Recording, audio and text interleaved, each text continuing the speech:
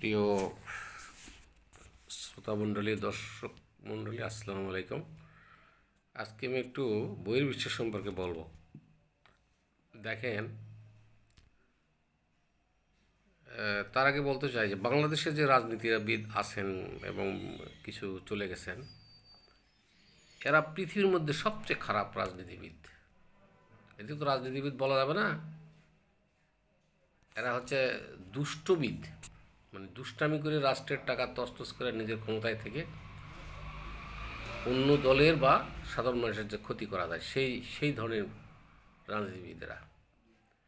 দেখেন, 1990 সালের পূর্বে কিন্তু কখনো কোনো দেশের প্রেসিডেন্ট বা প্রধানমন্ত্রীকে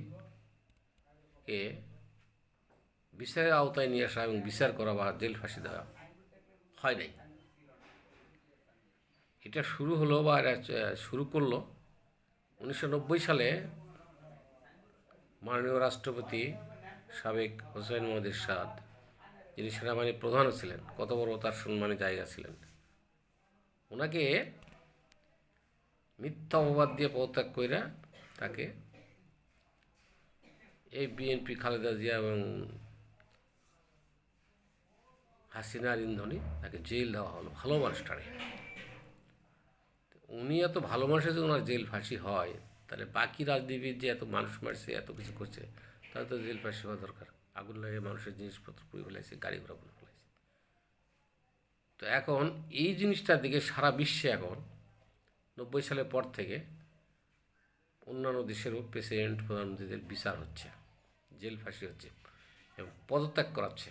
90 সালে যে পদত্যাগ করেছে কোনো আন্দোলন করে, ঠিক ওইভাবে বিশ্বের অন্যান্য দেশ, বড় বড় দেশগুলো এগুলো নকল করছে।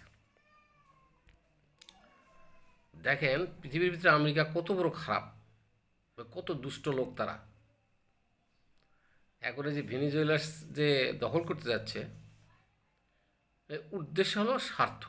যেখানে স্বার্থ আছে সেখানে আমেরিকা আছে। আমেরিকার যে কেউই প্রেসিডেন্ট হোক, anybody, they are all bad and naughty man. তারা যে কেউই ক্ষমতায় আসুক, বিশ্বের জন্য কোনো ভালো কিছু বয়ে আনে না। দেখেন, স্বার্থের জন্য এই যে বিশ্ব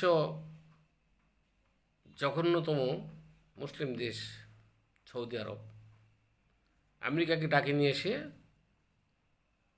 সাদ্দামকে মেরে ফেলে কুয়েতের তেল 4/3 তারা তুলে নিয়ে চলে যাচ্ছে। আজ কত বছর হয়ে গেল? প্রায় 30 বছরের মতো। 30 বছর ধরে আমেরিকা তেল নিয়ে যাচ্ছে এবং কোটি কোটি টাকা আমেরিকার কাছে কুয়েত ঋণ এবং সৌদি আরব ঋণ। সৌদি আরব যে বাইরে গিয়ে জায়গা দিচ্ছে, যদি সৌদি আরব জায়গা না দিত, তাহলে কিন্তু আজকেই আমাদের মুসলিম বীর সেনানী সাদ্দাম হোসেনের প্রাণ চলে যেত না। এবং ইরাকের কত লক্ষ লক্ষ লোককে মানুষের চাপা দিয়ে তারা মেরে ফেলেছে, ট্যাঙ্কের চাপা দিয়ে, এই আমেরিকার স্বার্থের জন্য।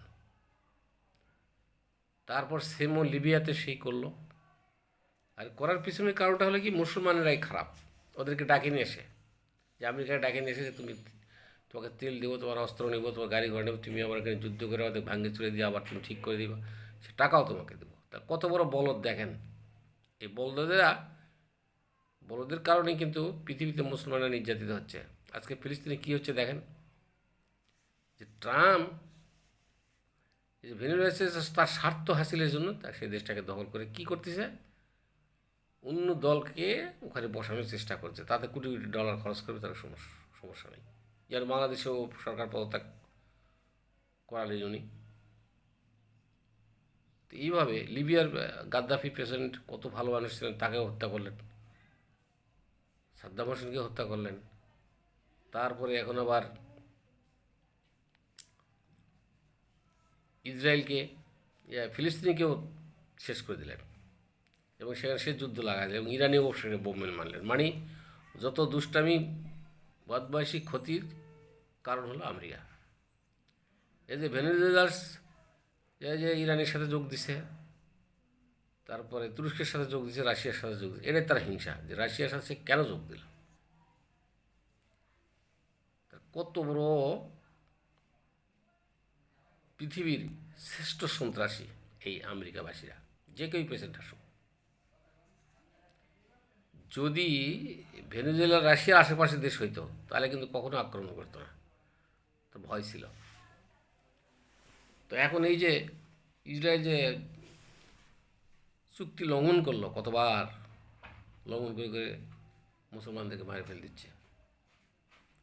কিন্তু আমাদের মুসলিম দেশগুলো বড় শয়তান, সৌদি আরব, ইরাক, কুয়েত, বাহরাইন, জর্ডান, তারা ঠিকই আমেরিকাকে তোষামত করতেছে এবং ইসরায়েলের সঙ্গে ভিতরে ভিতরে যোগ দিয়ে আছে। দেখেন, ইস, এগুলো কৈফত তো আল্লাহকে দিতে হবে, আল্লাহর কাছে দিতে হবে আমাদের মুসলমানরা।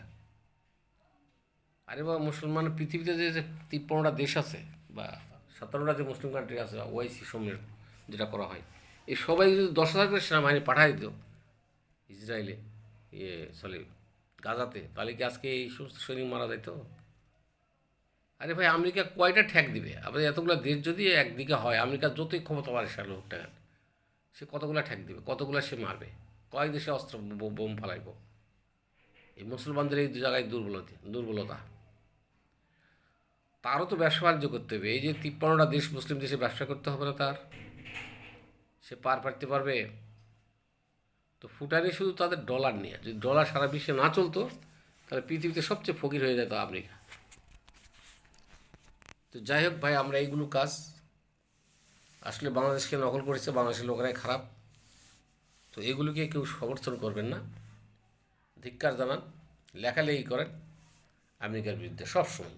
আমেরিকা পৃথিবীতে শ্রেষ্ঠ শত্রু। ওরা মনে করে আমরা সব, আমরা অল ইন অল। তো যাই হোক, সকলে একটু লাইক দেবেন, সাবস্ক্রাইব করবেন। সকলে ভালো থাকেন এবং ভালো কাজ, ভালো কিছু করার বলার চেষ্টা করবেন। আপনাদের মঙ্গল কামনা করি। খোদা হাফেজ।